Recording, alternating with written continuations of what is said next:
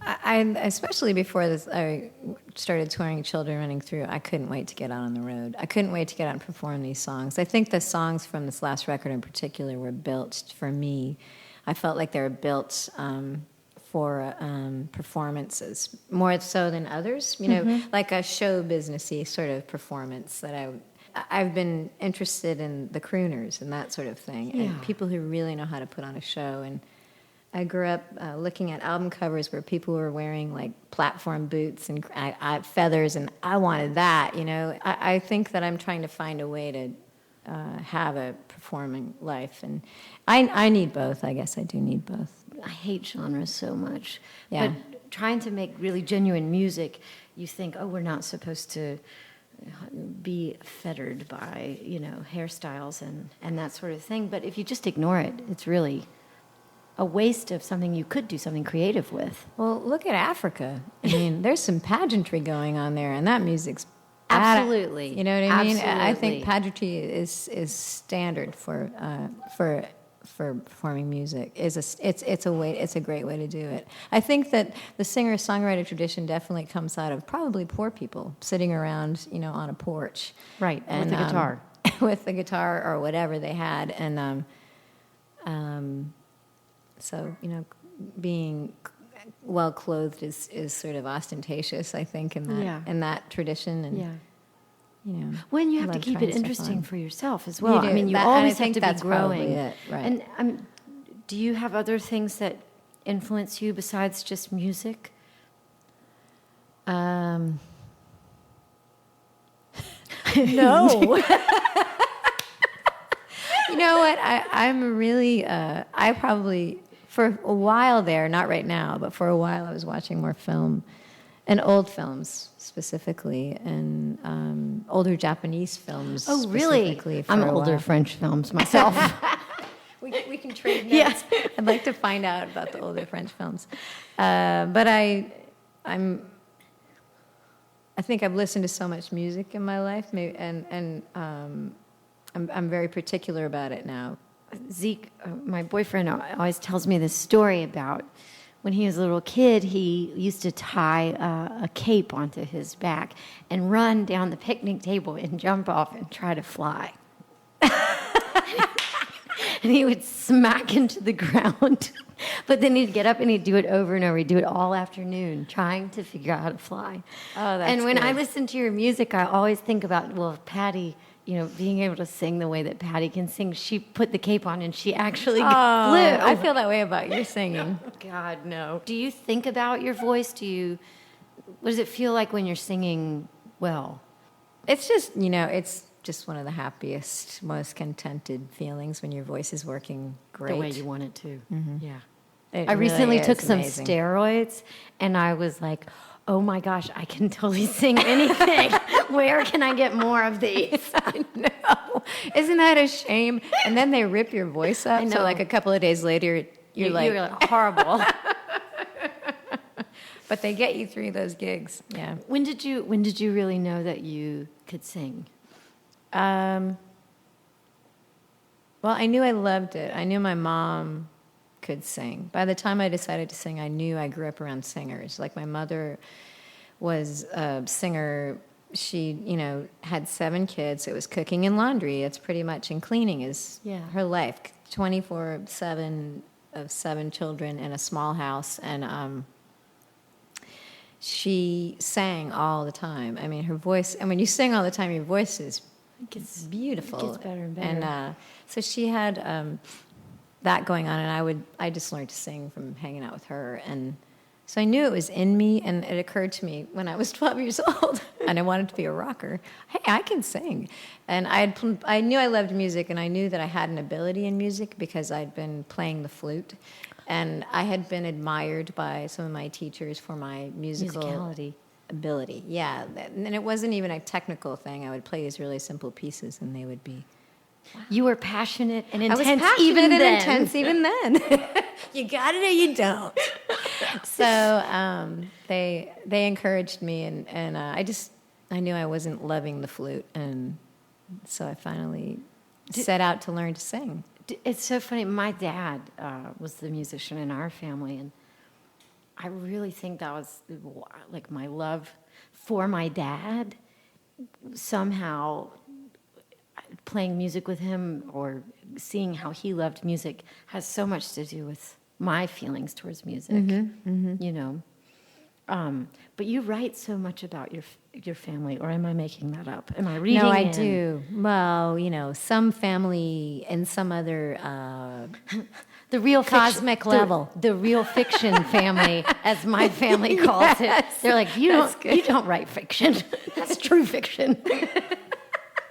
I think I started writing story songs because I did write very, very directly about somebody who's still alive and is very close to me, and this person was truly upset. I quoted this person, and I used it in the song, and I didn't really get the responsibility. I was younger when I did this, and it's you have to be responsible to people, I think, and I think I sort of figured out a way to put some of the real stuff into things that aren't about me. So I have to ask you about your friendship with Emmylou Harris. She's my mentor. I had only one Emmylou Harris record. I had Roses in the Snow, which is a really good one to have Absolutely. when I was growing up.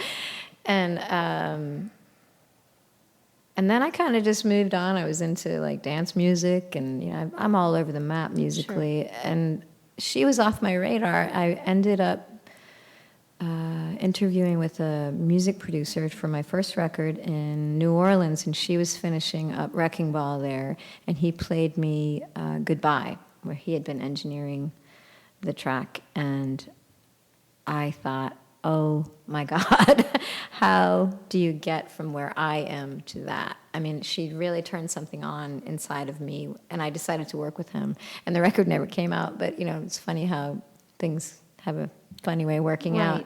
But I did get to meet her, and my music ended up in her hands because I worked on this project that never came out. Right. And when I got to Nashville, touring for Living with Ghosts, she invited me to her house for tea, and and showed me a crazy guitar tuning and one of her favorites, and I met her dogs and her mom. I have to write down, get secret guitar tuning from Emmylou. She's got some good ones. And she's just really been there for me. I will never, ever be able to repay her. I think the amount of promoting, just outright promoting that she has done for me is, you can't pay somebody back for that. It's really... Well, I think the thing that, I don't really know Emmylou that well. I mean, but just that she exists really I know. I'm in awe of her. Me. I've seen her in the morning on the bus, and she's still beautiful, and so kind. You don't find, like, sometimes you admire someone's music, and then they're kind of, it's you can't. This is somebody that you can look up to as an artist and as a regular human being. Right. She's fun and she's goofy, and you can hang out with her. But I also do still collect information about how to do this from her. I mean... Okay, divulge. Well, she is really kind, but I think she's been doing this a long time, and she has managed to figure out, especially on the road, which is when I see her, how to lay down the law for herself in large part. I think that it's not perfect for her either, but I think that she takes care of herself. She takes really good care of herself, and she knows how to do that. And it's a very hard thing to learn. Absolutely. For women, I think probably in particular, to be out on the road with a bunch of people. You want to take care of everybody. Yeah, absolutely. But, when I look at your career, I think, oh, my gosh. I want to ask you some of the times that might have been corners or transformations for you, on one hand, artistically, and also on another hand, from a business point of view, because I'm sure that you've learned a lot.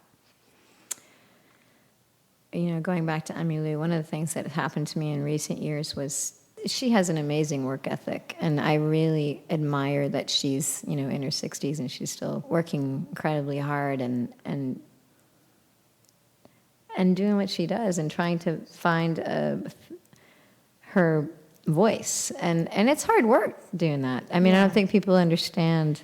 A friend of mine put it like this. He said, it's like when you put a record together, it's like you've been out there with your bucket, trying to fill the bucket and with, raindrops, and you finally fill the bucket and you put it in the river, and then it's gone. And it's really, really, it's this crazy way to make a living because you don't really know how it works and you don't know if it's going to work ever.